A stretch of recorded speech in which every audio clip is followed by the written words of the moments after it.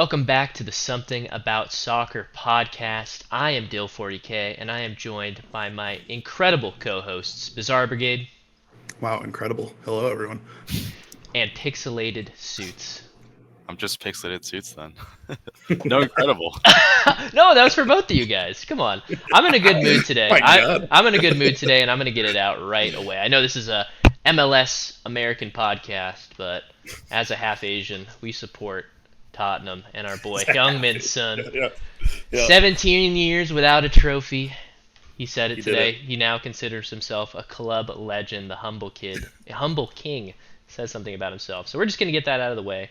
Very happy about that. Biz is also happy because his team with another half Asian. He's had another a lot of half Asians at the start of the podcast. Just for you, I know. There you go. Yep, they're performing because they knew we were podcasting today. I think it was like a group think tank, and just said like today's the day, boys.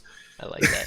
Yeah, Anthony Markanich with a late brace in the US Open Cup for Biz's team, and then Red Bulls in a penalty shootout right now. How you feeling about that?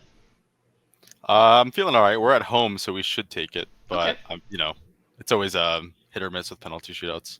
All right. Well, that is the status check going into the episode. We appreciate everyone coming in and joining us for episode 9, and we're going to kick it off again like we did last week, where we got totally, I wouldn't say derailed, but we had a full-on movie podcast intro, and I really liked it. We got into socio-political controversies. Jaden, what's his name? Jaden Smith would be really happy with it. Well, why aren't we talking about the socio-political economic? We're gonna get deeper. We're gonna try to solve some world policies here that are going on. Oh, wow. Okay. All right, Biz. Are you ready to spin that wheel again? I am, absolutely. So I was proactive and had already spun it. So okay, so the spin is fixed. The spin is fixed. Yep, the fix is in. But we have an interesting one out of the gate. So for Wheel of Topics, our first one of the day would be, and this is an open-ended question for both. It's kind of a would you rather? Would you be more nervous personally for karaoke in front of a full stadium of people with the words of the song presented to you on a screen, just like for the help of that, so you don't have to worry about too many things while you're out in there with the amount of people that are watching, or improv in front of a small theater of people somewhere in the 25, 50, 100 people range? That's not small. Pix, you want to take it first, or you want me to go? I'll go first. Okay. I think I would be more nervous about the karaoke personally. Wow. Just because it's in front of so many people. It might be surprising to some on the show, but throughout high school and middle school, I did a little bit of theater myself. Do a joke. We're learning some things here. Pix was a theater geek. I'm all about it. Oh, it was just like, we need some guys to fill out some of the roles. And I was like, oh. Wait, what? Picturing Pixel like in Billy Madison, where he's literally got the skull and he's doing like the William Shakespeare. To be. I wish I was that good, but no. I think I would just be so nervous to see all those people, even if I had the words in front of me. Mm-hmm. I feel like I could kind of, bullshit along with the 30 people. I get one guy's attention, riv off of them. But do you have a song you would pick? What song would you pick? Oh, I you don't have one know. off the top of your head. I think also picking a song, if you were to go that route, picking a song that you feel pretty comfortable with. Yeah, I think would also be pretty important. Probably, I would do a Cure song because I feel like most people sing along. Probably. Okay. That's a good call too. Would be a good one, So it wouldn't be really me singing; it would be everybody else singing with me. That's fair. You're doing the mic. Yeah, That's confidence, right? That's confidence, right? So all right, so you're going karaoke picks. Yeah, that was the official. Okay, all right. Well, can I ask you first? What was your most iconic role in theater? What if we look back and at the legacy, is what the people actually want to know. I want to know. What was your best role? Okay, yeah. You played a tree. No, this was even better. We did a fairy tale characters. I was actually Prince Charming. Wow. Oh, okay. Fifth grade picks up on the blue. I like that. It's emblematic of what I know of you, so that checks out. That was my debut role. Wow. Is that where you peaked? Yeah, it's been downhill since then. No, that's not what I meant. All right. For me, what would I go with? Okay, I think I hate to keep bringing up my ethnicity, but as a yeah, he's really leaning into it this episode. As a half, I'm really pandering. As a half Filipino, you can't not choose karaoke. That would bring shame to my entire people. Okay. So I'd go karaoke. I used to fantasize about if I ever was on American Idol, what would be my song, and it's kind of embarrassing to say now, but I think when I was younger, in my dirt biking days, I loved that just that really surface level grungy radio rock, like Puddle of Mud, Nickelback. Yes. So I think my song would have been you remember that song Rockstar by Nickelback? Oh my God, yeah. Oh Give my the God. people what they want. I feel like I would. Hearing those lyrics now, I cringe, but it's still a banger. It's like Hinder Lips of an Angel for Dude, Dill. yeah, exactly. people hate on it, but those songs bang. That's my karaoke song, actually. Is Hinder Lips of an Angel, no joke. that's I a did it good last one. time I was in Vegas because same thing that Pixel said it. Like people that are our age, whether you like those songs or not, you just know the words inherently from just the radio, pretty much. It's just always on.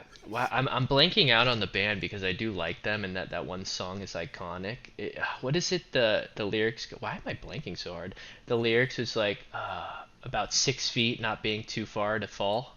You know that one? That classic. 6 feet from the edge. Is that Creed? Yeah, Creed. Yeah. That's a great one. I love that song. Creed's iconic. Really That's dark though, honestly, for karaoke, but yeah, a little bit. Yeah, I always go back If half to of them aren't crying, then you're not doing something right. exactly. wow, Probably one of the bar most, for karaoke. I would say one of the most iconic Super Bowl halftime performances of all time is Creed as well. I think that's an underrated. Was that Super Bowl or was it a? I thought wasn't that it a Thanksgiving? I thought it was a Thanksgiving thing. Because I know you're talking about the guy that was hanging from the I remember he was. It's like a giant sheet hanging down, and he's I showed that video because I think it was Thanksgiving because I show it. You're right. Yeah, 23 years ago. Dude, that video. If you have not watched that, for anybody listening, go That's and type in incredible. Creed Thanksgiving NFL, and you will laugh really hard. It's just Scott Stapp. He's literally just going so hard on the mic, and then there's just this guy who's shirtless, flying through the air on a sheet, just going solid 30 miles an hour on the sheet in front of the stage. I don't know. That's what it's all about, right there. Always makes me laugh every single time I see it. It's worth it. All right, so double karaoke's is out of the gate. Well, I'll say one more thing too, just to, yeah. I didn't want Pix to one up me on the performances. He peaked it. I didn't have the courage to perform in high school, but my best role as an elementary school play, theater kid was the Monkey King in The Wizard of Oz. Ooh. The Monkey King. So, all right. Pretty good. Yeah. Did you do the walk and everything, the hunched back and everything? I did. I method acted. Respect. I Respect. hooted and hollered for weeks. Ate with my hands. Lived outside for a week and a half in Yeah. preparation for the role. I picked bugs out of my dog the entire time. Man. Wow, that's commitment to the bit. Honestly, I respect it. Daniel Dill Lewis right here. All right, Yeah. Biz, I wanna hear what you would do. Okay, so I think they actually are pretty, because I agree. I don't think 50 to 100 is necessarily small, but I think in comparison to a stadium, obviously that's insanely smaller. We're talking exponentially smaller than going in front of, at bare minimum 20,000 people. I would probably lean into improv solely for the fact that I think a smaller stage I wouldn't be super intimidated. And more than anything, I actually think improv would be kind of a fun thing to just try one night. I really do. I've always I don't know about you guys, but Whose Line Is It Anyway was one of my favorite shows growing up. I always thought that was so fun. I think a lot of my brothers in my comedy is always just kind of when we're on a roll and it's organic and off the cuff. A lot of the times that we're making each other laugh is just hypothetical situations, stuff like that. You know what I mean? That just kind of rolls out naturally, and I feel improv is maybe a little bit of an offshoot of that. There's a little bit of a muscle memory thing, obviously, to it too. But yeah, in comparison to karaoke, dude, I would be so nervous for karaoke in front of that many people. I think you just kind of do it.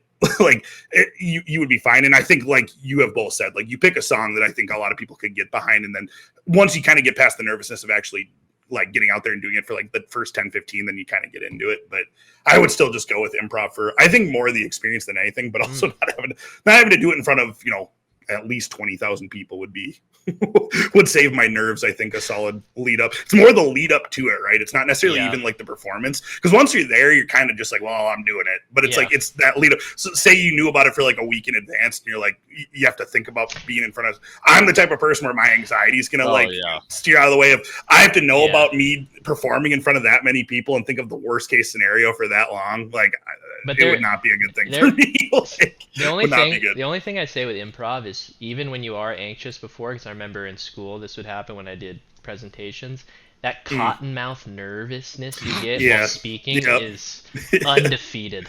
Undefeated. You feel like you're suffocating, and you're like, you feel like you can't create enough like spit in your mouth to talk, and you're just like, you can't speak it's right. True. I hate it. That is true. It's kind of funny too that like even just switching gears from that.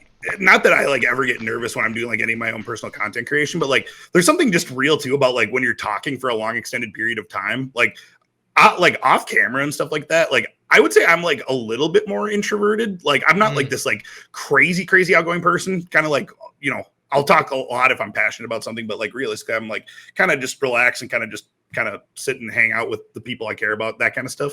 So the fact that like when I first started doing like Twitch and stuff like that, even it's kind of the same thing where it was just like, I was shocked at with how much I was talking, like how tired I would be after streams. Like the same thing, like the cottonmouth where I'm like, oh my God, dude, like I'm like losing my voice because I'm like talking so much. Like, so there is something very true about that, whether it's nerves or just even just like, if you're not used to like talking on a regular basis, like it is kind of like a muscle memory thing that you just kind of get from, whether it's like for work or anything. So it's kind of an interesting, kind of something interesting you don't realize about yourself until you just start doing it. You know what I mean? All right. Well, I guess if we ever have to do a performance, Biz intros it, warms up the crowd with some comedy, and then me and Pix hit a crazy voice style duet, and that's just a ballad. That will be the first ever Something About Soccer live show in a few years. So. Do you have any quick hitter topics before we move into the main topic? Anything? Let me see here. Some yes, no's, some this or that's. I don't know. Let me see here. I added a couple, so let me see. If we had, let's do this one. You want to know what I did for it actually, which I thought was kind of good, is I typed like a bunch of outlandish icebreaker questions into Chat GPT, and it just cranked out the most like random stuff that I could possibly even imagine. So this one's kind of a random one that might require just like some thinking to actually come up with the answer. But which animal, if they could talk, do you think would be the most passive aggressive? I have a pretty straightforward answer that I think is the right answer. Okay, you go first. If you guys want me to go first. Yeah, you got it. I like, just with what I know about this, like the standard pets, it could be any animal, obviously, but I think cats is the easy answer. Like, just I've lived with a couple of them. I've been allergic too, so I'm not like overly a fan of them personally, but like just like their body language, like everything about them, those are like the most Minnesotan animals of all time, where it's just like they are not capable of like telling you what they actually feel. They're just like, they're sitting there and just thinking about disrespectful things about you, but won't ever say it. Like it's very much fits into the culture here. So it resonates with me. You guys have one? I think that's a solid one. When you were saying common pets, that was kind of in my mind. My first thought went towards, and I don't know if I actually, I'm not going to plant my flag in this hill. I'd love to. I want to hear a random one in just justification. I honestly think like a sloth, as chill as we might think they may be, I feel like they're so tired. There's all a the darker time. underside to a sloth. They just catch an attitude every time you kind of bother them, and it's not like overly mean because they don't have the energy to be mean to you, but it's just like every time you're interacting with them, you're just kind of bothering them. It's like you just kind of dread talking to them because they're just constantly like slightly annoyed no matter how nicely you ask them something. So I'm gonna go. I don't hate that one. Yeah. I don't hate that one. I like that. That's okay. Pix, you got one? I'm gonna go with squirrels. I feel like squirrels always have something that they need to be doing. They're they're chasing the nut. They're chasing whatever. But I feel like I am always. I've. Do you like that, Biz? I feel like that was just an excuse for you to use that turn of phrase. Well, no, because one time I was on campus and I was like, I would find this squirrel and I would see it literally try to pick up trash and come up next to me and try to pick stuff up for me. And I was like, dude, come on, we can coexist. I'm not You trying have to the passive go. I'm not aggressive trying to go instance with into the squirrel, your is what you're saying. exactly. And they were staring at me and stuff. They were staring me down. I've seen some squirrels mess with my plants, and they're literally like staring, making eye contact. Yeah, they don't care. They at the golf courses where there's a lot, they climb. They climb all over, and they're looking like you could hand. I saw a guy hand a squirrel some granola bar. Like it was very intimate and sweet. Intimate. I like just thinking that Pixel just has just like this ongoing war with the local squirrels. Listen, the squirrels of Montclair, New Jersey are the worst squirrels in the state. Wow. Just three just on his windowsill, just looking in as he's doing the podcast right now, just like they were staring me down. I think I might have a video. I'll have to share with you guys. All right. Yep. I think Pix is just a little insecure because he has competition for getting to the nut. Yeah, chasing the nut. Yeah, chasing the nut. All right. Well, we got a cat, a sloth, and a nut getter are the three answers there. I think we found our title. What MLS teams are going to get that nut? All right, let's head into the main section. We're going to be talking Rivalry Week, an MLS pulse check by way of some internet sleuthing, some Club World Cup transfer window stuff around the CONCACAF, and maybe some other various topics. I'm introing all of it. I don't want the episode to be too long. Maybe we'll get to all of it. I don't know. Let's get into the main topic right now. The main topic is what you came for! Wow! Okay, we are back. MLS weeks 12 through 14 is kind of what we'll be covering, obviously surrounding some other CONCACAF news as well. But we're going to start off with MLS Rivalry Week. Biz has laid out a topic, and we're going to speak through some of our favorite rivalries, maybe some that we don't even know about. Biz is the MLS historian here, me and Pix, the young Padawans. Biz, you want to kick this section off? Yeah, absolutely. So I think the biggest thing for you guys, I'd be curious to know before we get in, because I will cover, kind of the missing gaps. But what obviously, Pix, I think you probably have one that's pretty obvious, and Dill, you also have one that's pretty obvious because they pertain to your own personal teams. But Dill, I'll start with you. Which like actual named rivalries are you familiar with within MLS as a whole? There's 30 teams. Obviously, there's going to be rivalries amongst a subset of certain teams in certain regions for various reasons. I'll even touch on like one that pertains to the Loons that's pretty funny that I've sent to you guys. But which ones are you familiar with, Dill, outside of like obviously the most obvious one being El Tráfico with the two LA squads? I think the ones that I probably pay attention the most are still going to be more West Coast. The Portland Timbers and Seattle Sounders ones always feels very adjacent to us. It feels like, the Northwest version of what El Tráfico is, and also the Galaxy and San Jose rivalry. I think that's a really good one. I think both teams have sneaky underrated one. Yeah, both those teams have very strong supporter sections, and I feel like that's kind of always what's drawn me to that rivalry. That's a solid one. I don't know. What is it called? Do they have a name for that one?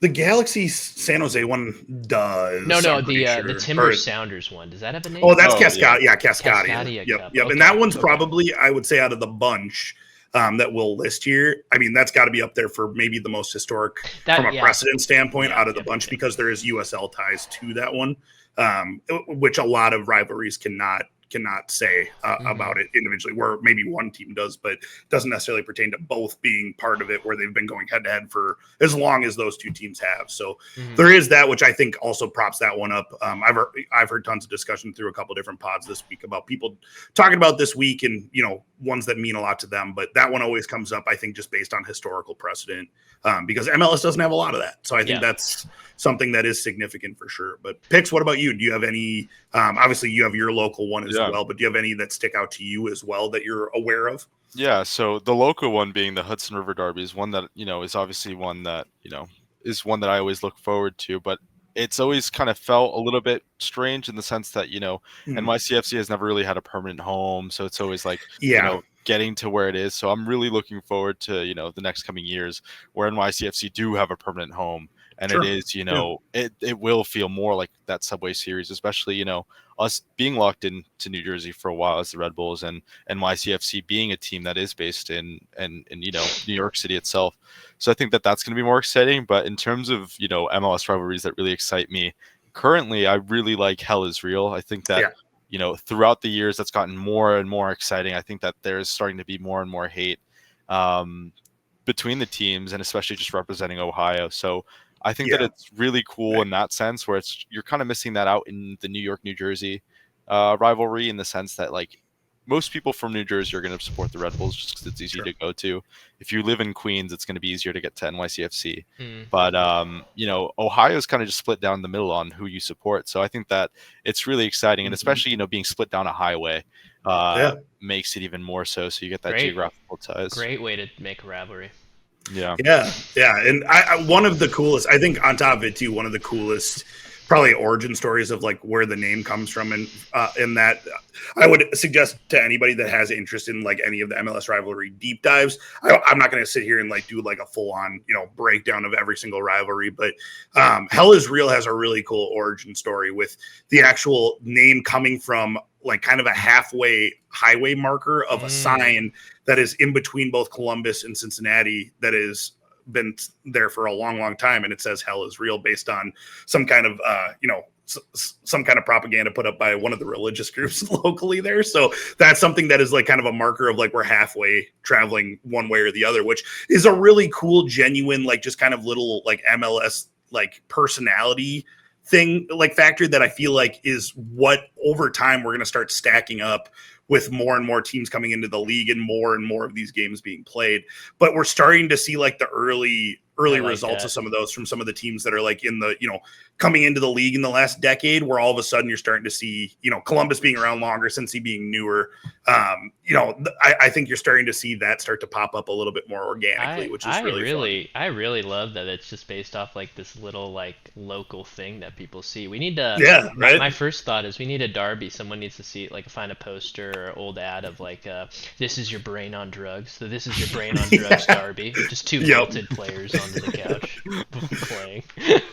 Well, I'll give you kind of a goofy random example, because that naturally transitions me into the one that I was going to bring up about myself, because that also, I wanted to give you guys a question too about like what does 30 teams in a franchised league really do with how spread out geographically we are, and like does that affect what rivalries look like with the amount of travel, all those things, because I feel like a lot of rivalries are kind of segmented more on geography than anything, because you have to actually have exposure to the other fan base a lot of the times for it to really feel like a visceral hatred in a rivalry to start to grow.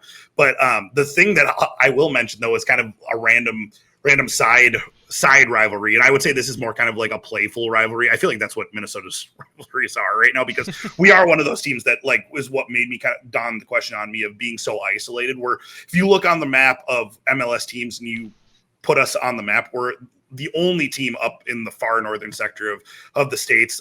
I mean, our rival is out in Kansas City, Missouri, and the rivalry is called the nicest rivalry in sports. That's literally what the rivalry is called, because it's a solid 7 to 8 hour drive for us to even get down there to attend the game. So it's like you will have traveling fans, but that should be the Hell is Real derby. That's right. That drive, right? For the drive itself. I know you're telling me, for somebody that's done it before, like, but it does kind of pose the question on what that means. And I'll stow that away. But the other rivalry that I thought is really fun with us that just kind of came to light over this past weekend with, or 2 weekends ago with the Open Cup just starting up too, was kind of a fun little personality factoid too, that just kind of dropped a few US Open Cups ago. Whenever we play Houston, it's called the Dylan Wolpers Derby. And so the Dylan Wolpers Derby stemmed from a US Open Cup game. Normal standard US Open Cup game, nothing special, against Houston down on the road. There was, at the time, a girlfriend of Dylan Wolpers put on a happy birthday message on the US Open Cup screen. On the US Open Cup screen, it got stuck saying happy birthday, Dylan Wolpers. And based on like the production value of the US Open Cup at the time, it's evolved since now being on Paramount Plus and all of that. But it used to be like very hard to find. Like you'd have to search random YouTube channels and stuff like that to be able to find it. the coverage just had the screen for a good 3 or 4 minutes. So people just started randomly tweeting happy birthday, Dylan Wolpers. And it became a thing where it actually became viral, and Minnesota United's social media group started to run with it and managed to keep it going. So now every time we play Houston, Dylan Wolpers always is wished a happy birthday. So it's a super funny tradition. They actually just ran a couple-minute video on Minnesota United social media with both Dylan Wolpers and his now wife that are still going to Houston Dynamo games all the time. So just kind of like another thing where over time, just these random little instances that are just kind of funny instances that take place and just kind of spiral out of control into being something that is just well known by both fan bases now, which I think is really cool as well. So I love that. Yeah, right. But that brings me to the question. So kind of a long, we took the long scenic route to the actual question of what do you guys think about having this many teams with more probably impending and coming, right? We just had San Diego come into the league this go around. It's probably at least going to get to 32. I think that's for now going to be the magic number of having 16 on both conference sides. I think is just kind of the way with the playoffs and how they're formatted right now makes the most sense, right? So in the short term and the long term, how do we feel? And Pix, I'll start with you on this one. How do we feel about all of this rivalry talk for this week and how it pertains to that instance with that many teams, the geographical, kind of the geographical oddities that we have with trying to kind of spread the population out with, fan bases and having some on the east, some on the west, and then some people just kind of being isolated all over. What do you think that does? Is there good from it? Is there bad? Are you somewhere in the middle? Where do you stand? I think it's somewhere in the middle, because I kind of alluded to it before where I was saying, I'm obviously, as a Red Bulls fan, I look forward to the Hudson River Derby, but it's always missing something in the sense that, this is a team that, came about in, the very early 2010s in NYCFC. And all MLS marketing was like, hey, you guys have to hate this team. You guys are forced to hate this team. And it, I'm not sure if, I think the MLS hasn't done that so much with, the Galaxy and San Diego, but it didn't really feel like a real rivalry in a sense where we're just like, this is a team that we're just plopping here.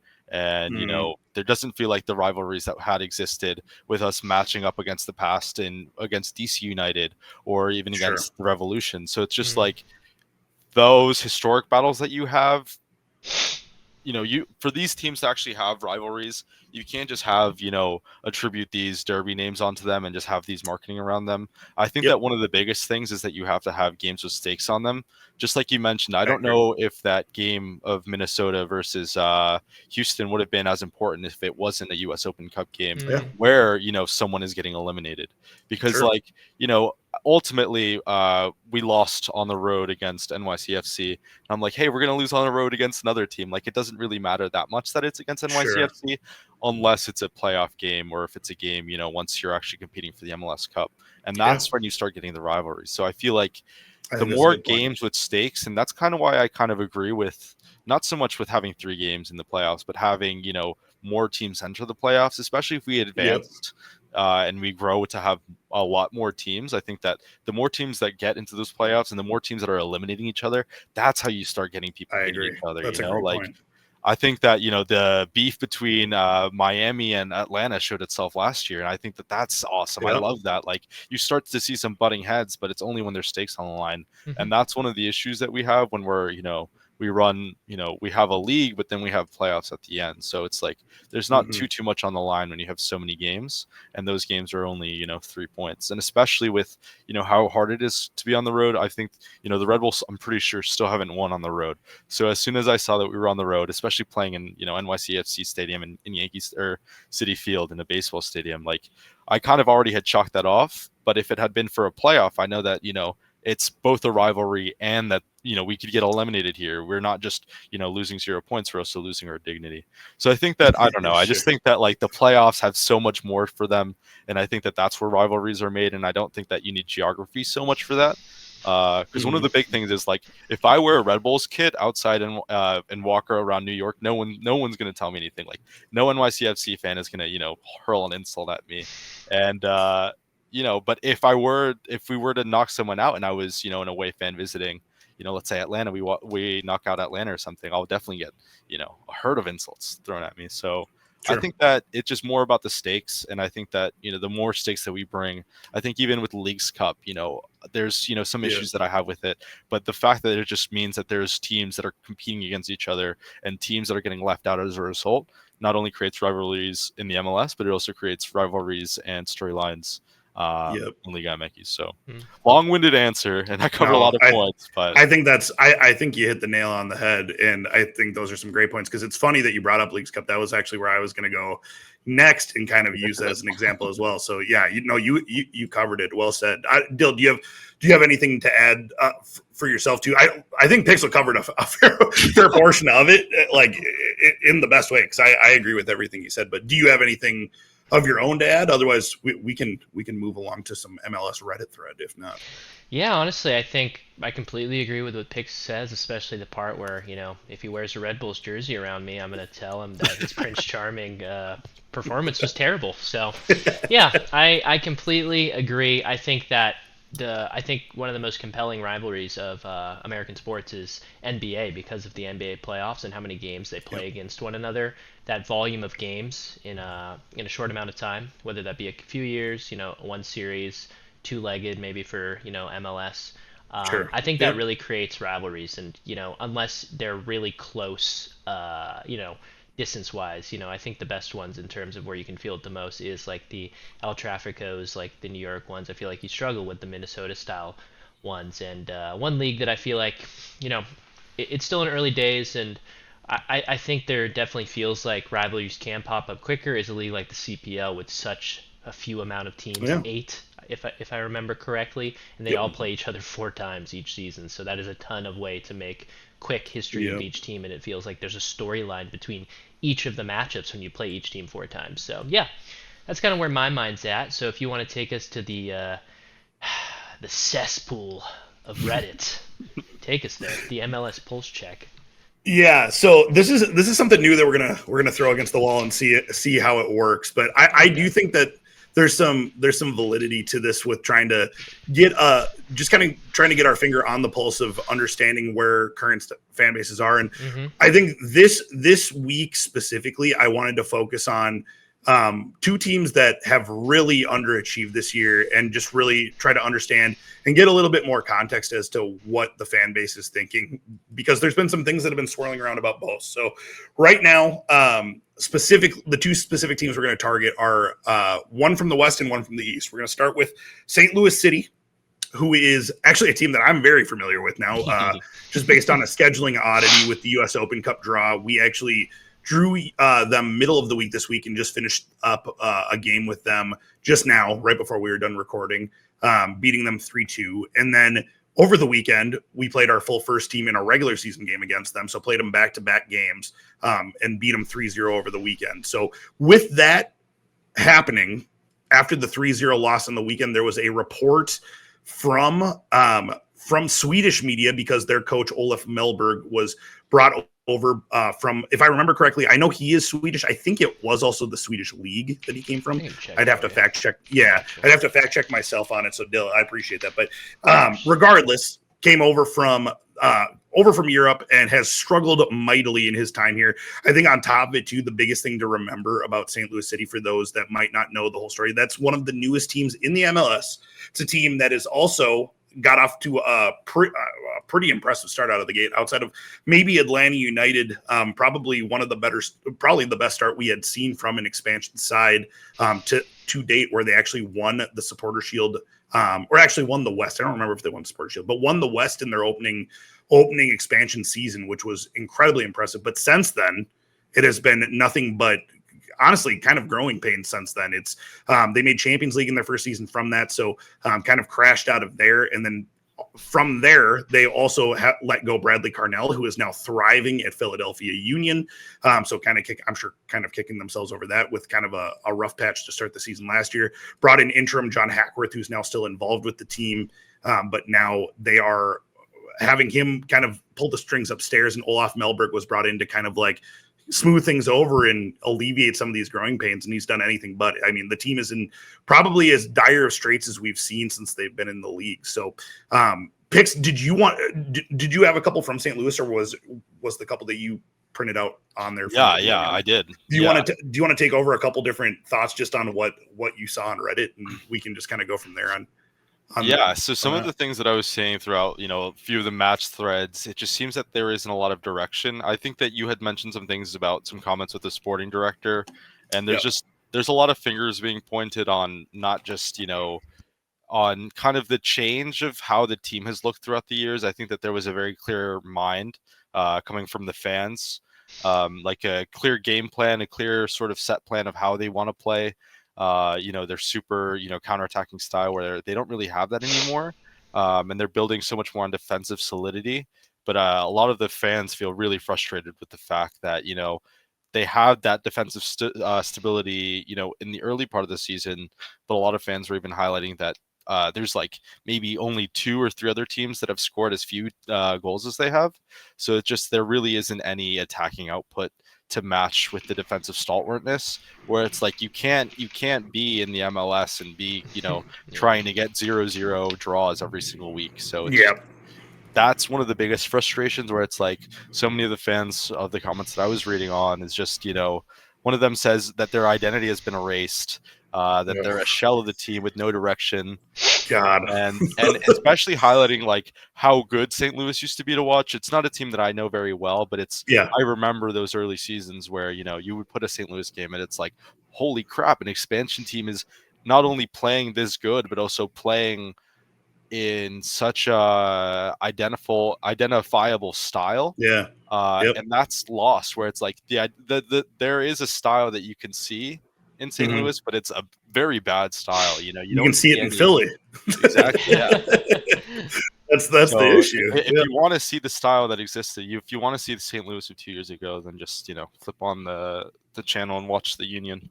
Yep, exactly. No, well said. But yeah, the biggest things, and I actually wanted to read a couple things that I had pulled up here too. So there was a quote that I saw Bogert tweet, because Lutz Pfannenstiel, the sporting director for St. Louis, I've referenced him a couple times on the podcast, and the thing about him was that he was linked early on. So came over from Hoffenheim. He was kind of the key contributor to a lot of Hoffenheim success.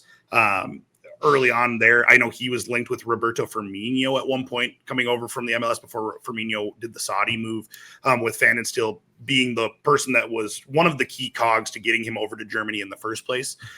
So had a lot of weight and pull. You can also see the fingerprints still on the team. I was actually pointing out to my girlfriend when we were watching the game, all of the different German names from Pfannenstiel being so important in player recruitment over here, with João Klaus and Thomas Hartl and Baumgartel.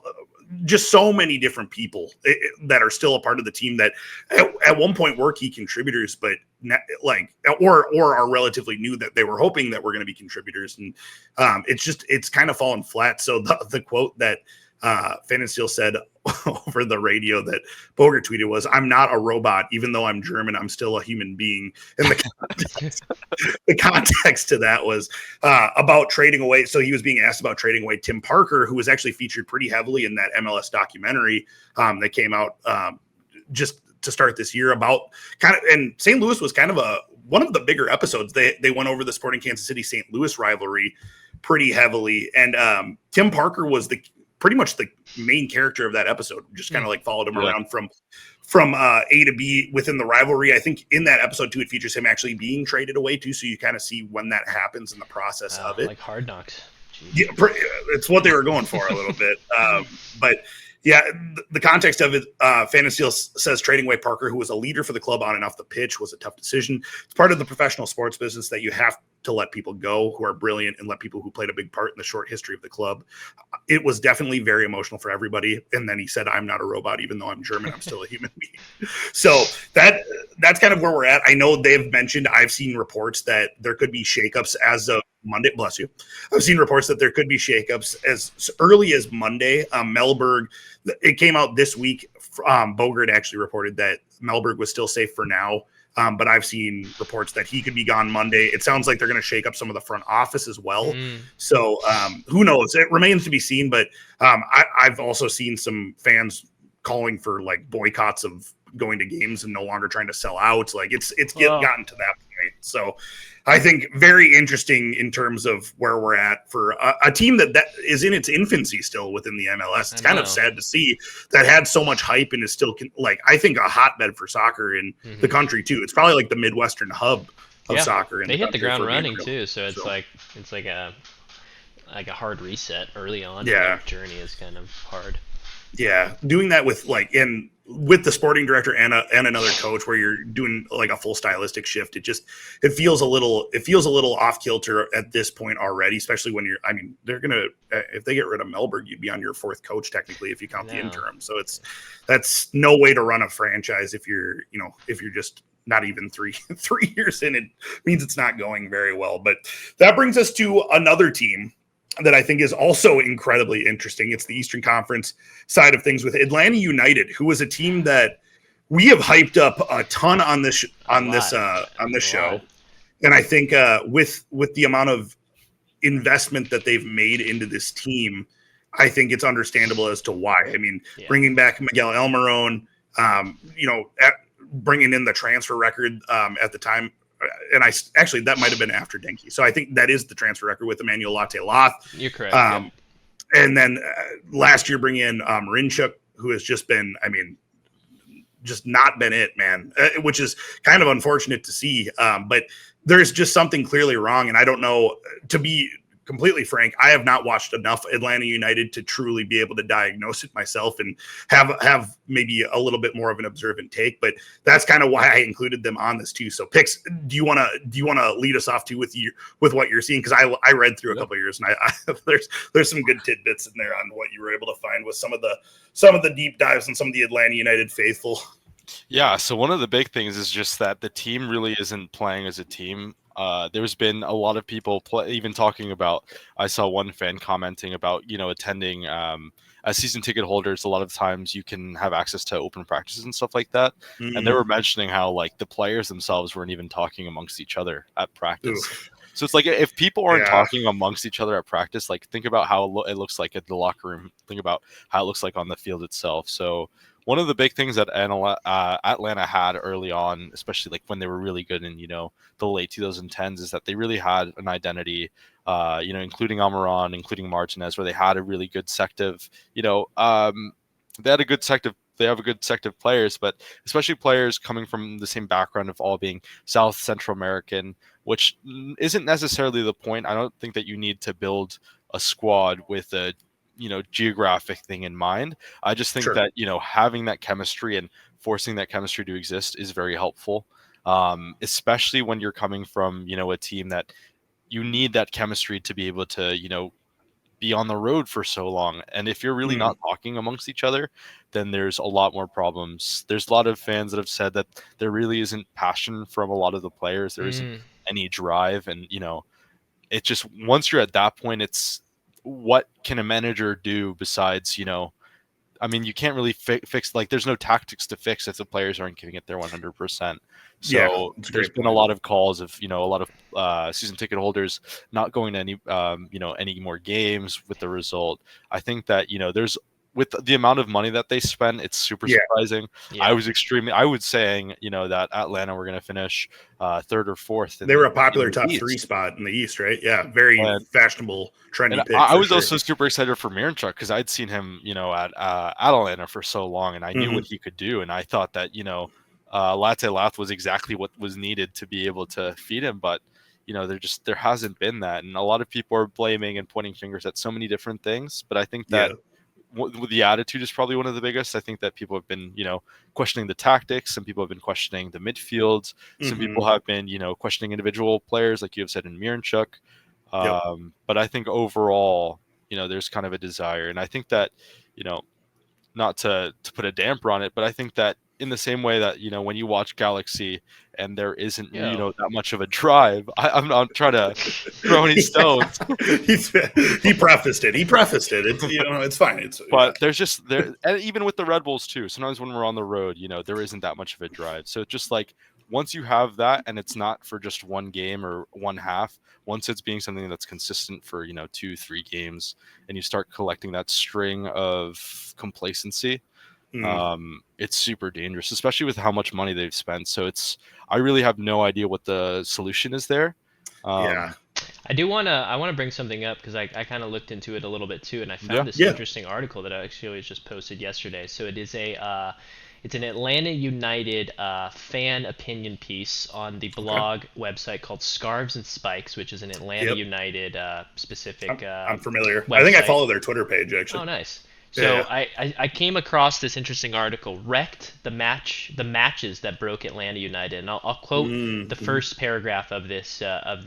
It's written by Chris Levine, and he says it very eloquently. I like this. Ever have a wave of deja vu come over you? That feeling of I've seen this before, and yet you can't quite place where or when. Somehow, this year's Atlanta United season is forming an eerie parallel to the last one.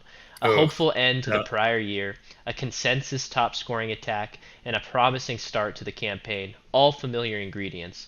But both seasons took a sudden and somewhat unexpected turn at nearly the exact same point in the schedule. Different managers and different star players, yet a similar pivot point. A home match that sent the team and its fans into uncharted territory. So if you do read this article, he talks about how going into each of the seasons, they had an exciting off season. They doubled down even further in this season, and he kind of put in air quotes. In hindsight, as they're doing bad, it's like it kind of seems silly to say they won the off season because they spent so much money.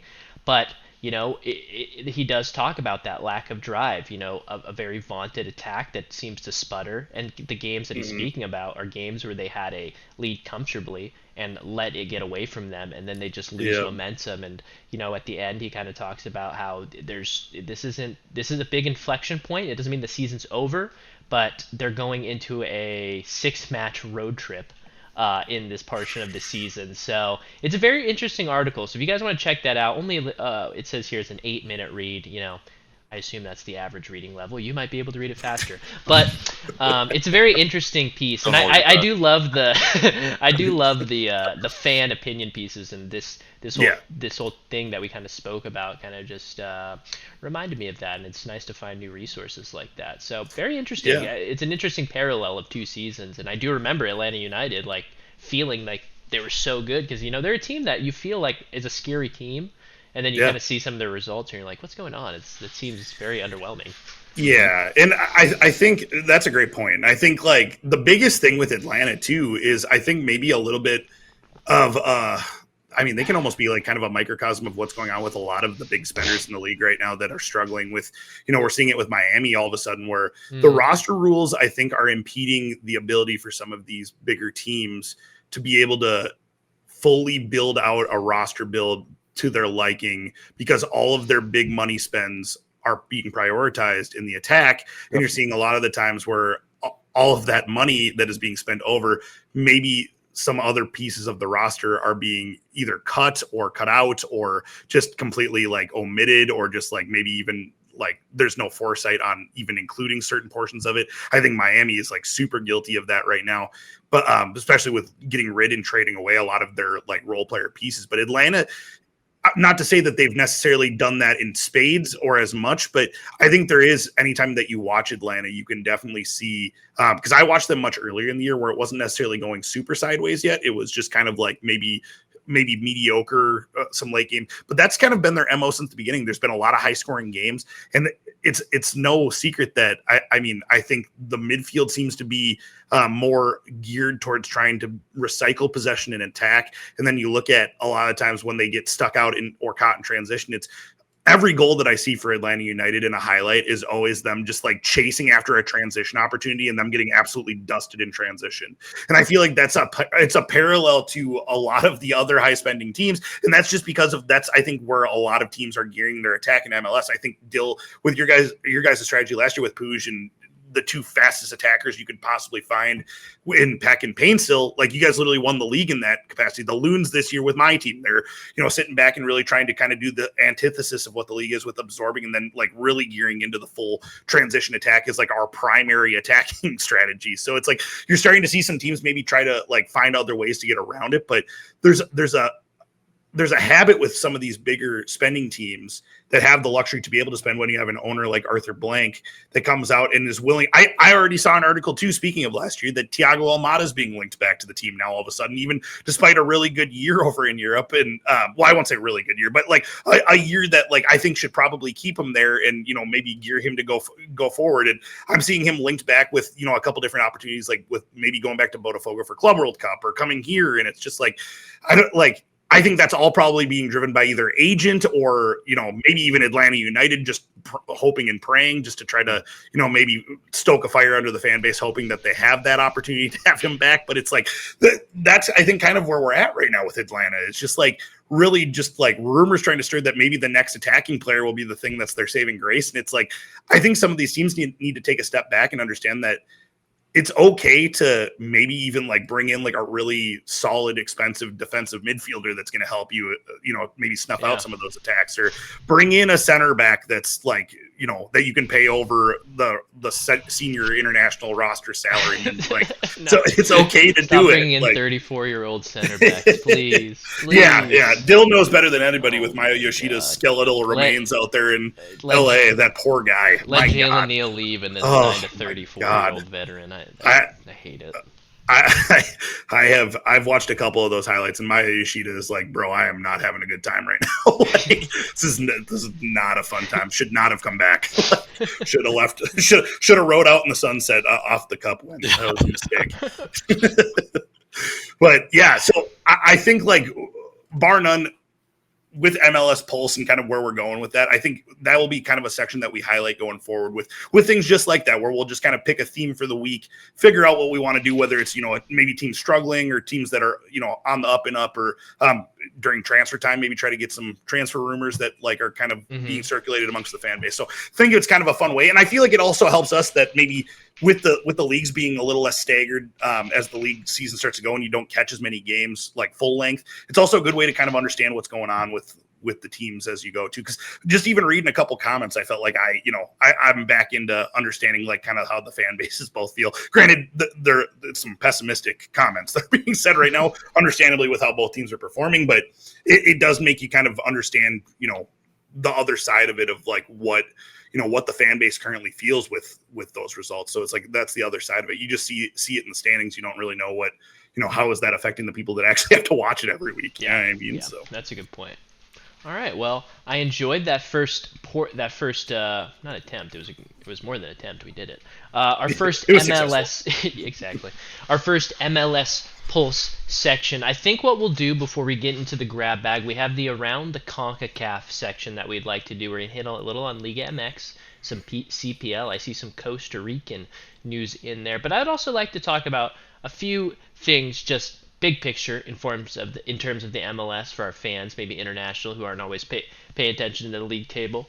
As of 14 games, Philadelphia Union are top of both the Western and Eastern Conference on 29 points, with Cincinnati right behind them, only down, in second place due to goal difference. Vancouver Whitecaps, I feel like the sweethearts of this podcast a little bit.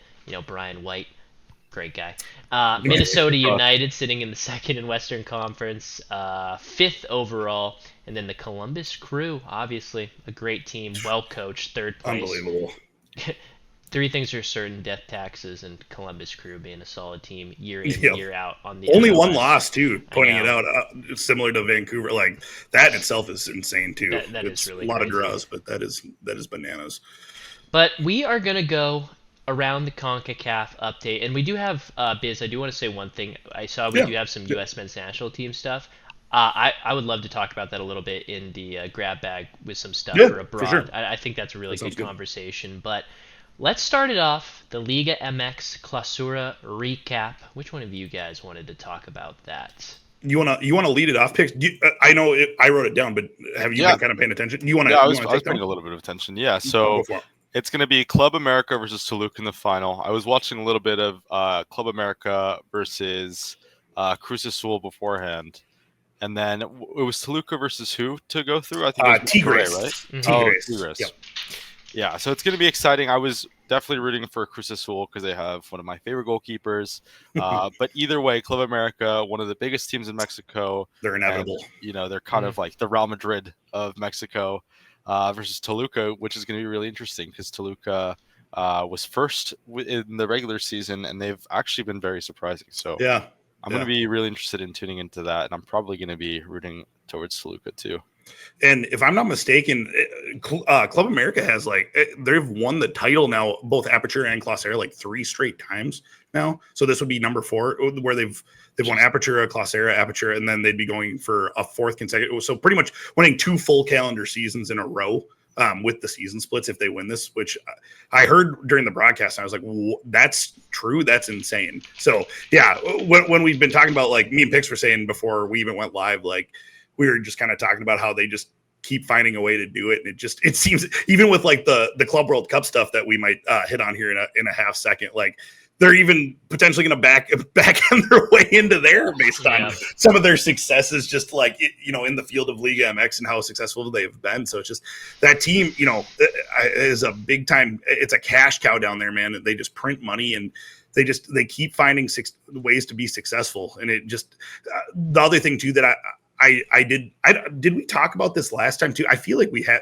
maybe it was off the podcast, but how Liga MX actually determines their playoff winners was, obviously it's a 2-legged fixture. They play a home and home, but then there is no away goals. They do it based on the seeding. So if you're a higher seed, you just go through. If you're tied, is how they do it down there. So that's how they've gotten through. And that was something I didn't realize until I think I started playing Football Manager and did a Liga MX season through. But I think that that is kind of a unique, I don't know if there's probably other places in the world that do it. I'm not familiar with any others that do it that way, but I don't know. Did we discuss what we think about that? Or am I just making that up in my head? I think we discussed another part of the playoff. Okay. I think we discussed the playoff format where you have like the like a little bit of life left, where we discussed the playoff format and like beforehand, where it's 1 goes against 4, and then you guys can even have a little bit of life left.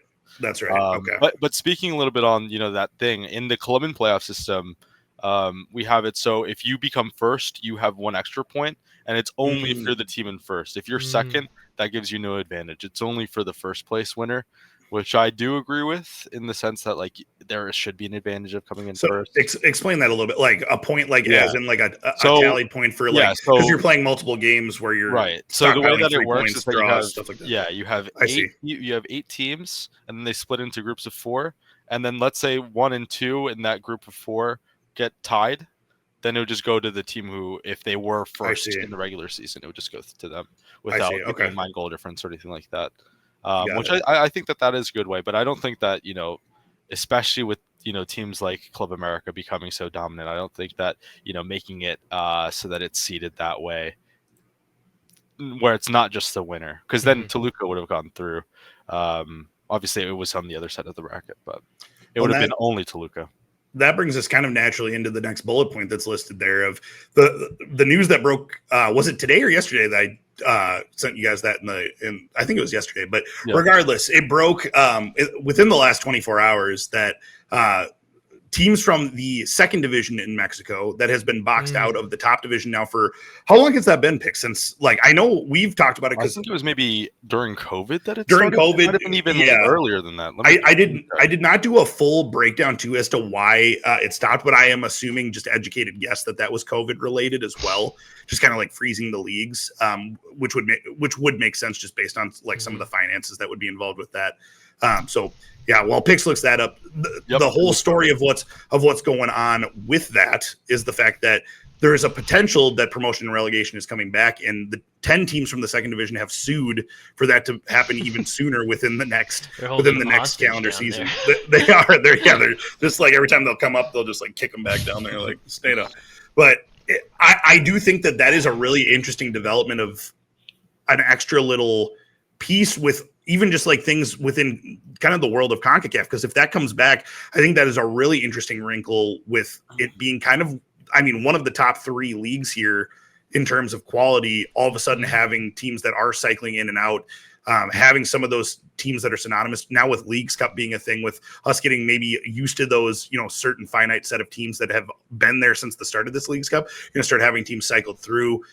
What does promotion and relegation look like too? Because now you're going to have to wrestle with that. If you do allow it, where, are you changing the format of what it was? Is it new? So there's a lot of questions that got to be answered with that, and whether or not it's even adopted, because now it's one of those things too where the federation has control over that as well, and there's going to be, you're going to have to kind of go to war for, you as the second division are going to have to try to kind of keep an idea on what you want your principles and ideology to look like for the league itself, and try to, lobby for yourself as maybe the kind of the redheaded stepchild that like has to try to find a way to make its way back into the fold of things now. So I think it's it is a really interesting discussion, and something that, it can really change a lot if you're bringing 3 new teams up every year. If you're bringing just one, I don't really know what it looks like. So I don't know. Do you guys have anything that really resonates with you from that? Yeah, well, I was just going to add, Argentina did the same thing, not for as long, because I just searched it up, and it was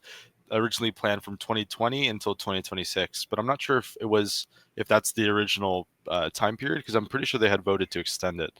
Okay. But Argentina had also done the same thing where they had banned relegation. I think last year it was. Okay. Pretty sure it was last year. But I think that 6 years without any promotion relegation, with the idea of bringing it back, like, you're just killing the second division. And I've seen throughout the years where the second division was trying to like attach itself to something else. They're even trying to find CONIFA stuff outside to attach itself in, and it's just like one of the issues with Mexican soccer is there's been so many teams that have come and gone. One of the most famous ones is Veracruz, which was the team with the cool shark on the badge. Yeah. And it's like, dude, like, Pixel's a sucker for a good shark on a kid. I love, dude. I'm a big fan of. If you have a good badge, I'm going to support your team. And then that's why they're memorable. But yeah, so it's just like those teams aren't going to be able to really thrive, and it's like those teams in the second division, I don't even know how they've been able to, stay afloat financially. So it's going to be really interesting to see what the league will look like when they open it up, and how the competitive will be, and even like how the second division is going to compare to, our second division in the US with the USL. So I would actually even be super down. Obviously it would be, a financial planning disaster, but USL versus, I was just going to say, what do we think? Because I've seen that as a rumor that people have already kind of thrown out with the Leagues Cup idea, and with promotion and relegation coming into USL. What would be the thoughts on that if like the second division either attached itself to the league itself, or just like flat, like did like their own kind of cup competition with that too? Like what? Right. It would make things really more content. Yeah, for sure. But one of the biggest things is that there's so many, regions, just like in the US, a lot of regions in Mexico that are kind of left out of having soccer teams, just because they're not, the bigger metropolitan areas where you're going to get money in. So sure. I think one of the biggest advantages about Liga MX 2 or Liga MX B, or whatever you want to call it, I think it's even called Asunción or something like that, is the idea of having these local teams where, you can see these USL teams with so much passion, and you take away the corporatism that exists.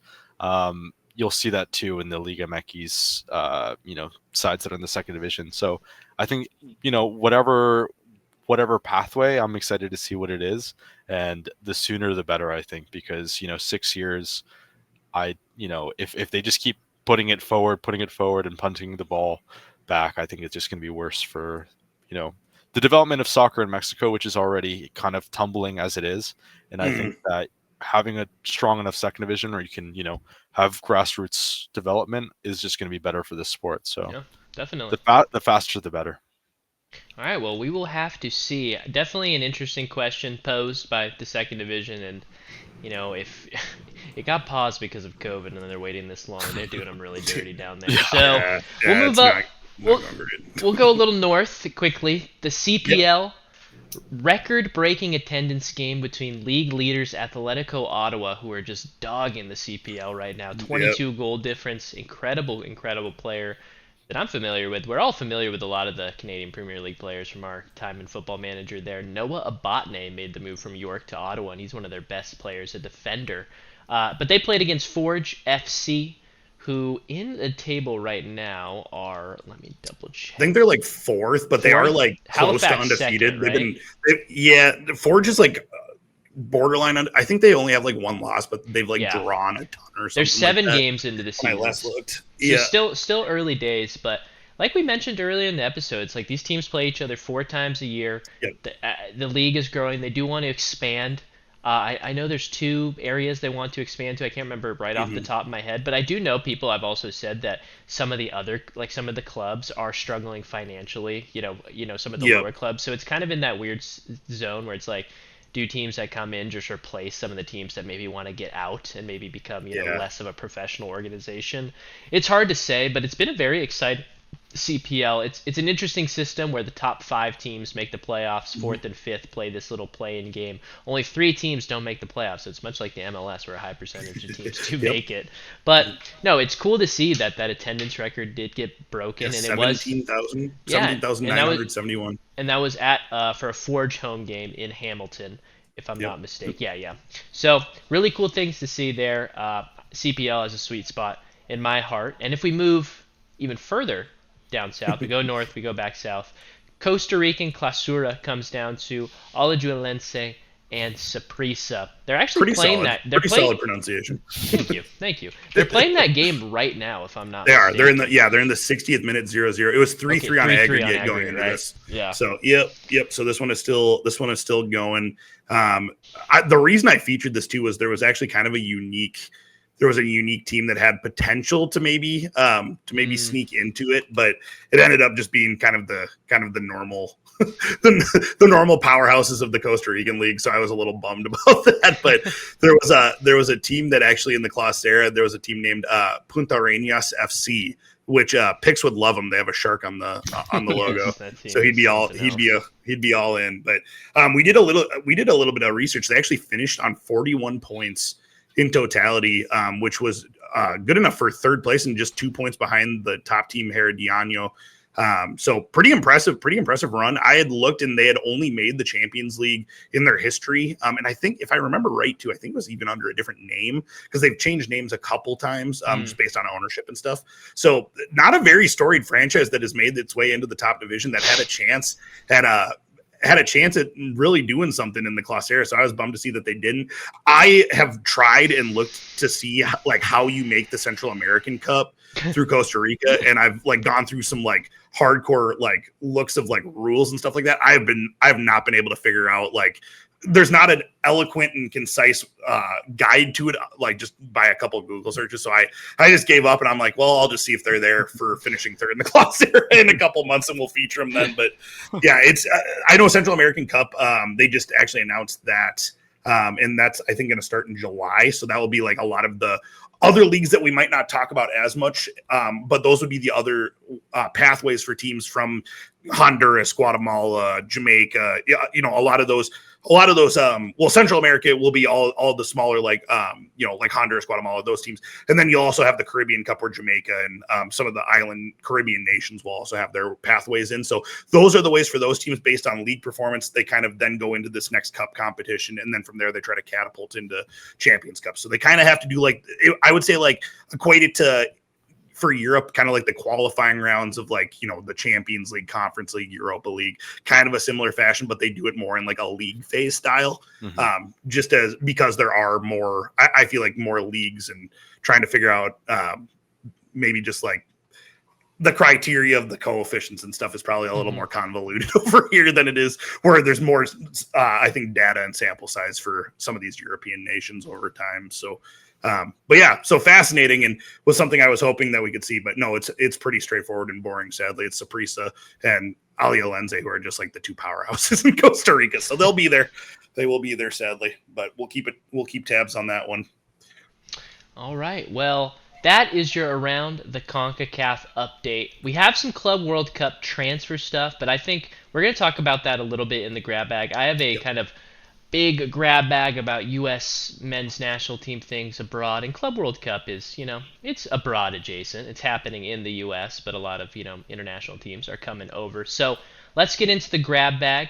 We'll cover a few things, and we'll see you in just 1 second. It's the grab Let me reach into that bag. All right, I've reached into the bag, and we have 2 main things to talk about.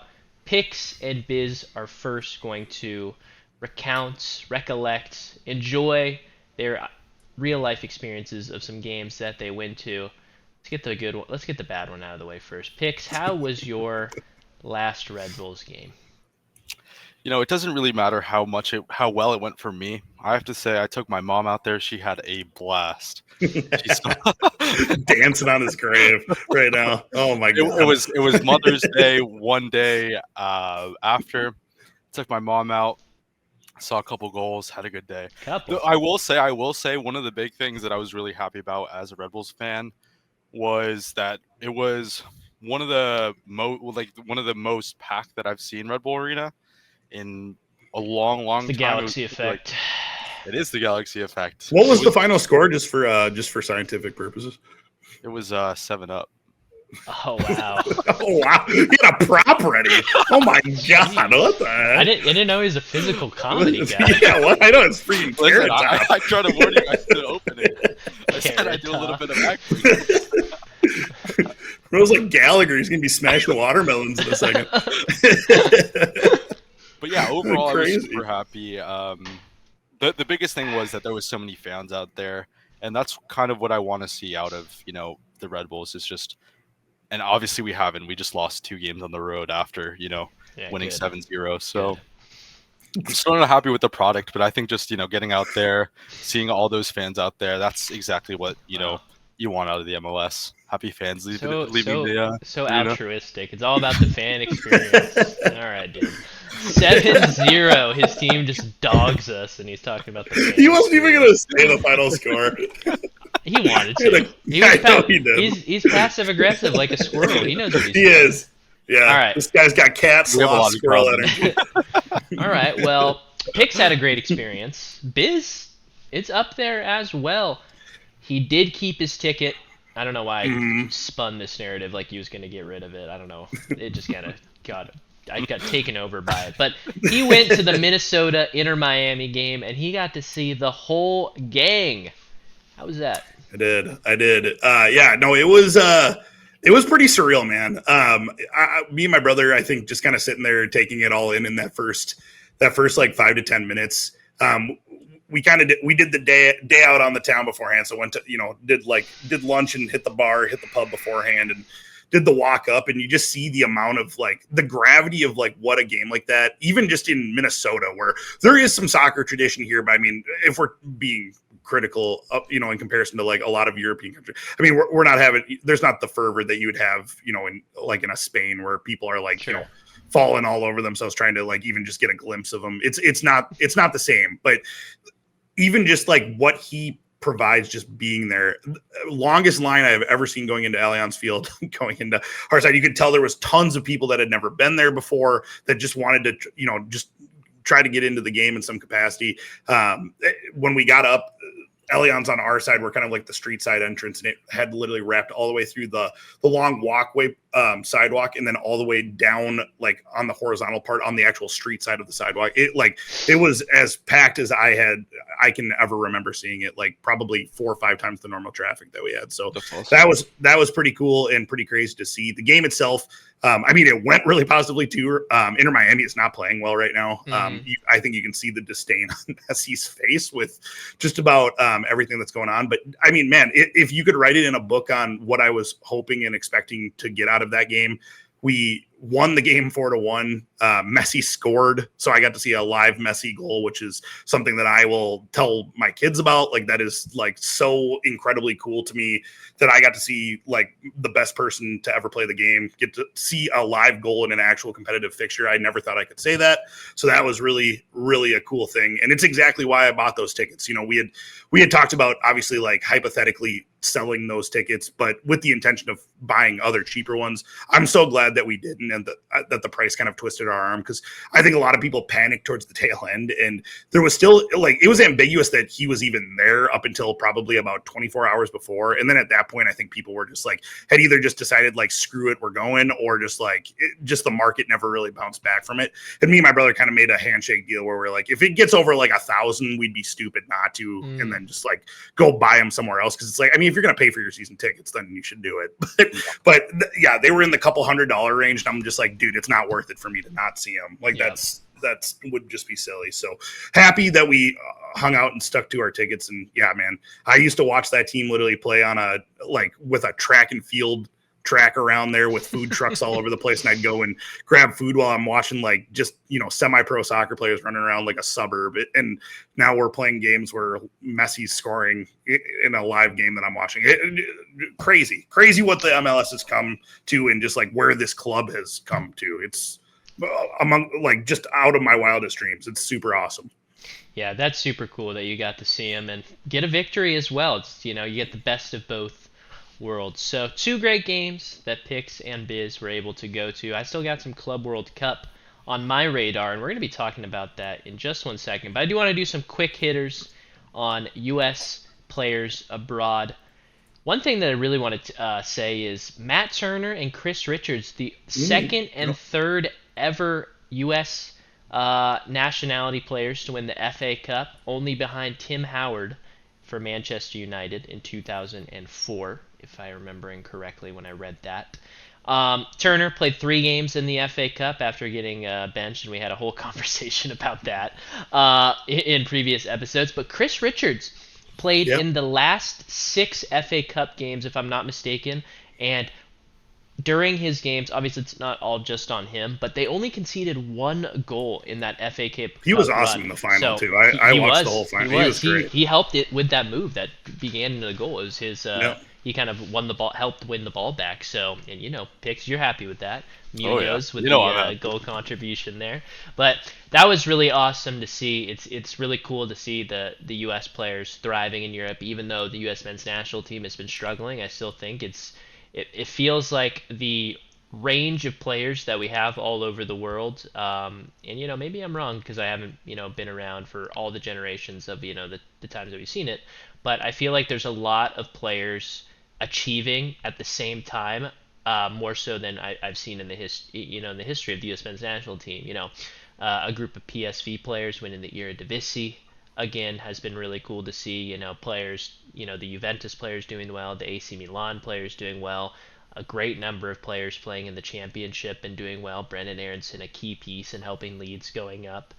So there's a lot of really, really solid players playing in Europe, and I think we're only going to see it continue. And one other bit that I wanted to add, PSV continues its American transfer policy with a 16-year-old Will Ostrander from the San Jose Earthquakes Academy joining PSV. So they're continuing to grab players. They already have Serginho Dest, Malik Tillman, Richie Ledesma, who actually was pretty solid this year in a lot of playing time due to Dest's injury, and Ricardo Pepi.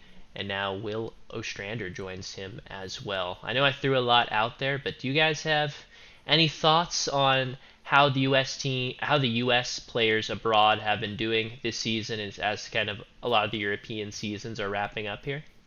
Yeah, I'll comment a little bit on Palace just because I watched that and I've been watching a lot of Palace. I think that one of the big things, not so much for Turner because he's not getting as much game time, but for Richards especially, is the way that Palace play is that they don't really, besides they don't really have someone who's, 100% of the focus in anything. I feel like they play so well as a team. Yeah. And I think that that's something that Richards and obviously Turner as well, with him having been in the team, can bring to the USMNT of, we need to play as a team instead of playing as individuals, where a lot of the times I'm watching the USMNT and it doesn't seem that there's as much team play. And we're even going to get into, I'm alluding to it a little bit, but, I think that it really is necessary to cement a style and an identity from an early on, from a team perspective, before even getting into, you could be amazing as an individual, but if you're not playing as a team, then, what's the point? And especially, in a home World Cup. So I think Richards bringing in that winning mentality,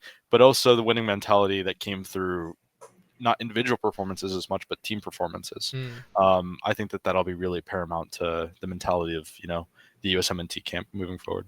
I would like to add to that point too, is that Crystal Palace winning the FA Cup gets them into Europa League next year. And obviously we just saw today, Tottenham and Man United playing in the final, and both those teams finished below Crystal Palace in the Premier League. we can only assume that Palace will have a stronger roster going into Europe next year. Obviously, they are a team that likes to turn and burn their roster in regards to being okay letting players go for profit, but allowing players to come through the academy or younger players to take those places. So I am curious to see how they do and how a fully tooled up Palace team in Europe does. I think that's very exciting to see teams like that play, and it's exciting for us because hopefully Chris Richards will continue to be a key contributor. I don't see Matt Turner being on that team next year, to be honest. So yeah, that's exciting on my end. That's kind of the things that I love most about football. Biz, anything to add before we talk a little bit about some Gold Cup roster leaks? I guess I can kind of transition it naturally in because I would probably link what I would say with Gold Cup, specifically that Richie Ledesma was added to the 60-man, well, not added, was part of the 60-man provisional Gold Cup roster, which I know that from the sounds of it, Mexico had been kind of sniffing around him, and there was another player too that I forget off the top of my head that was also linked. But I thought that was interesting that he was kind of added with that being kind of put out there. So I think that there's a couple names on here too that we'll highlight as we go through it because I have the full list up here too. Nice.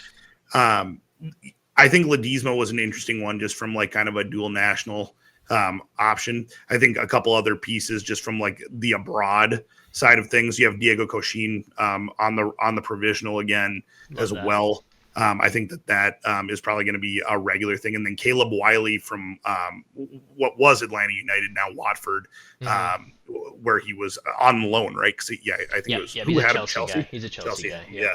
So on loan and from what I understand, had a solid season with Watford, if I remember. At least I looked at it about a month ago, and it sounded like he was doing pretty well. So I don't know if that changed in the last. He was returning from an injury too, because his first I do remember that cut short. Then he came back, recovered, and then went to Watford. So yeah.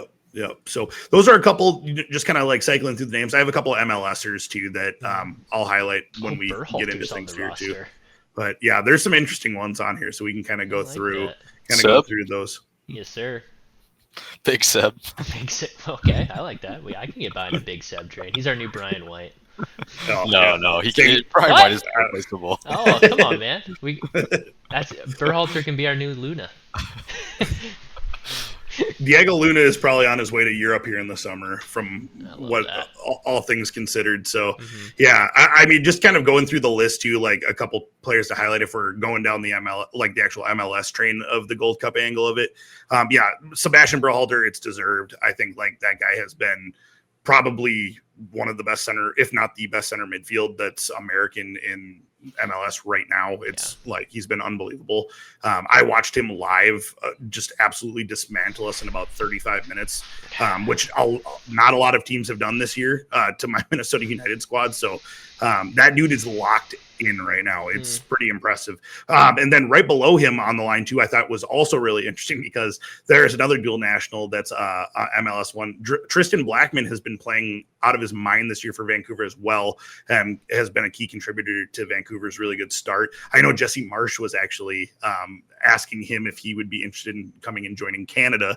So I thought it was interesting that he was also on the list as well. So yeah, there's a couple names on here that I do think are definitely interesting. One that we missed for the European connection too, Damian Downs getting his first look. Yeah.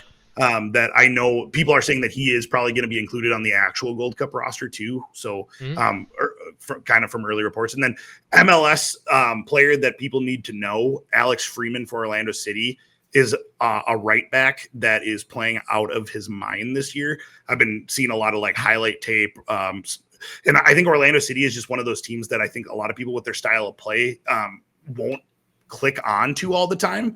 I think Pix would probably roll his eyes at that with Luis Muriel being on the team, but having watched it, I think just a casual fan probably would not be like from a watchability standpoint one of the first teams that people would boot up on MLS season pass by any means. But Alex Freeman is having, all things considered, from what I'm reading, what I'm seeing, and I have not even gotten to watch him play, but everyone's saying that is the guy that is kind of in his younger 20s that's like kind of the next one that's gonna pop off here from the sounds of it. So keep an eye on that name as well. That's the one that everyone's highlighting for hopefully a big Gold Cup if he actually does get called in. I'll shout one more out before we move on.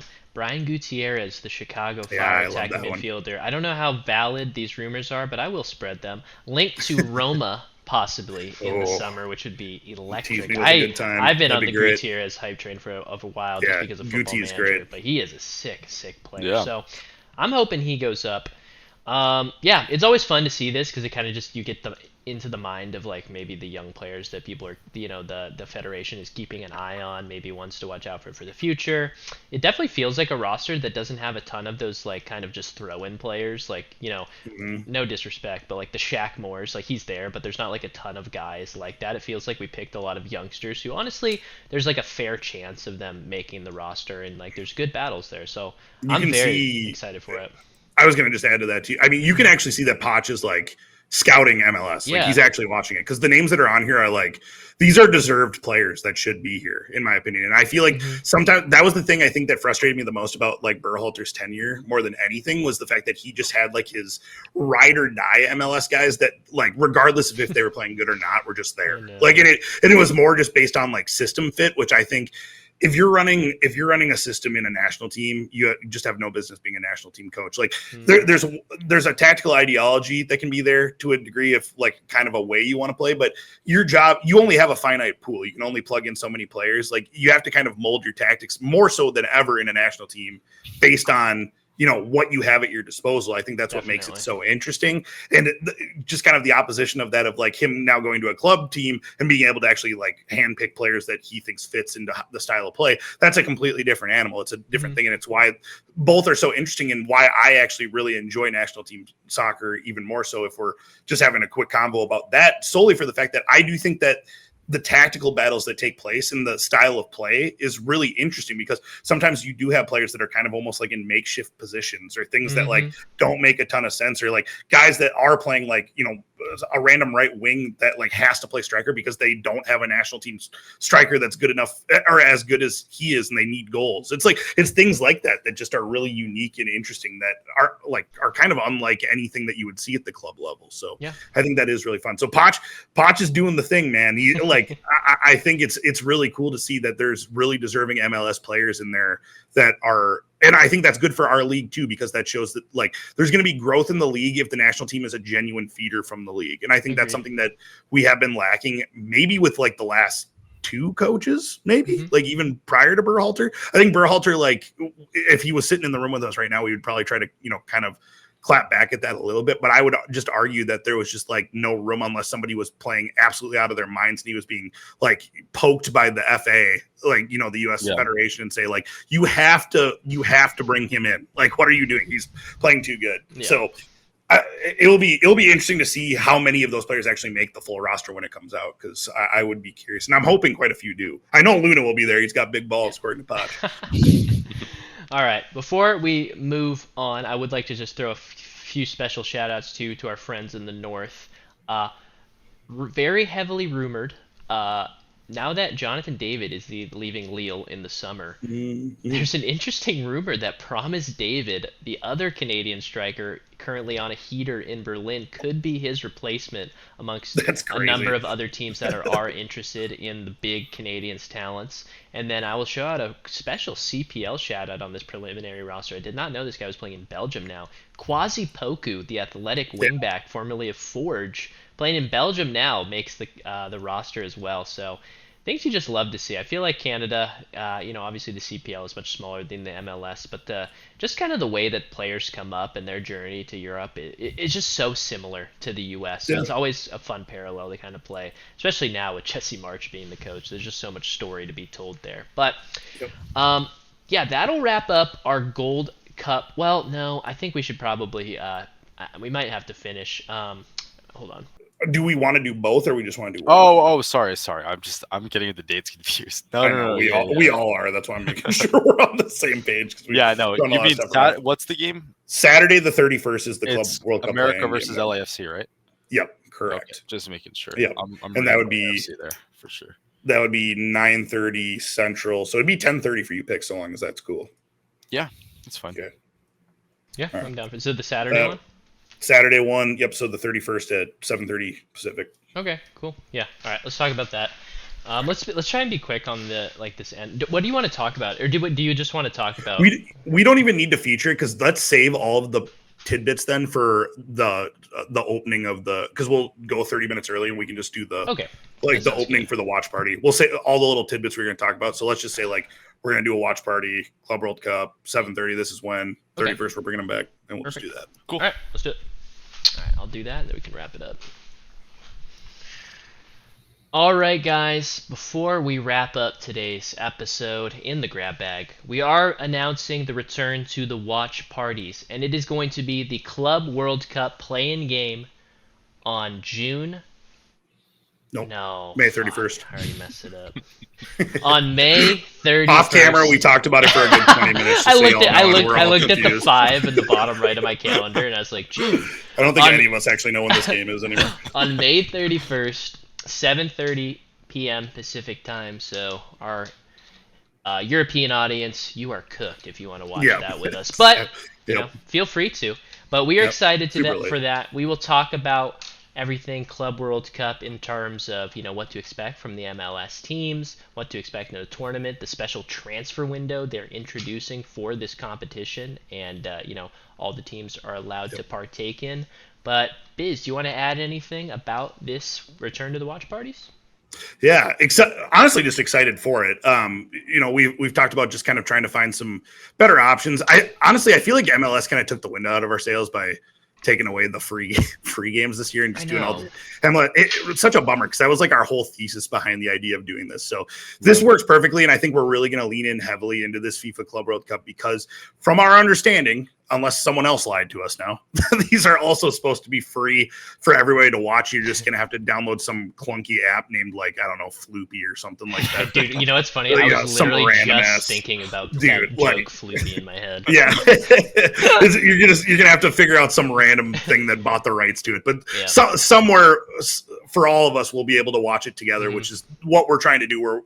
When we do a watch party, people aren't blockaded by paywalls and stuff. You can actually just find a thread and watch it yourself, which is the coolest part about it. So sweet.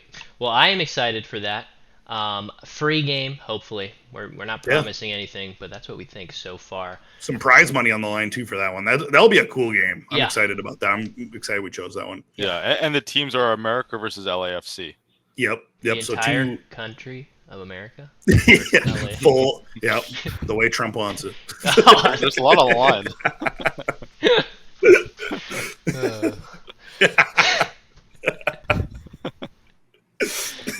Live on stream. Got political.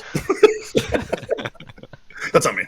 It's all right. We started political at the start, and we got to finish that way because that's what people come to this podcast for. But that is how we will wrap up the episode. Next watch party will be Club America versus LAFC in the play-in game, nice and late. At BMO in LA, so that should be a fun one. Yeah, that'll be awesome. Maybe I'll just go and ditch you guys. Just kidding. Yeah, there you go. But our man on the sidelines. Everyone from America showed up. Absolute pandemonium. I'll just be hitting Mike Breen bangs from outside. Bang, bang. Bowanga cannon 35 out. All right. Let's wrap it up. Guys, thank you as always to my wonderful co-host. I said incredible at the start, and you finished wonderful. Appreciate the audience, everyone who watches. We really, really do appreciate you guys. This is a fun passion project for us, and we will continue to do it bi-weekly. So other than that, this is a goodbye from us for now. We'll see you in 2 weeks, and we'll see you at the next watch party. Peace!